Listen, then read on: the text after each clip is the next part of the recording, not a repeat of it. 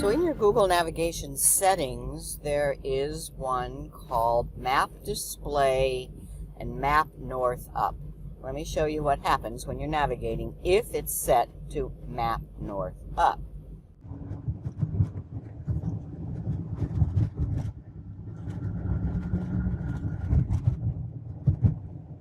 So even as we turn, the map stays put in Map North Up.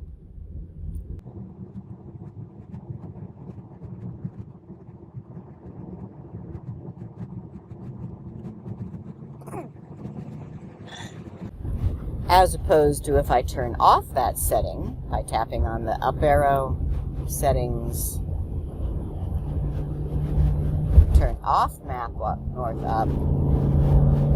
Now, as we travel, the map moves so that up is always the direction we're traveling. It follows us.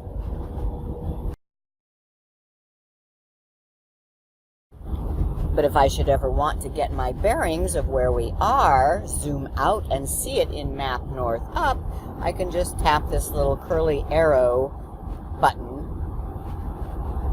and it zooms out, it puts north at the top and gives me the idea of where we are and where we're going.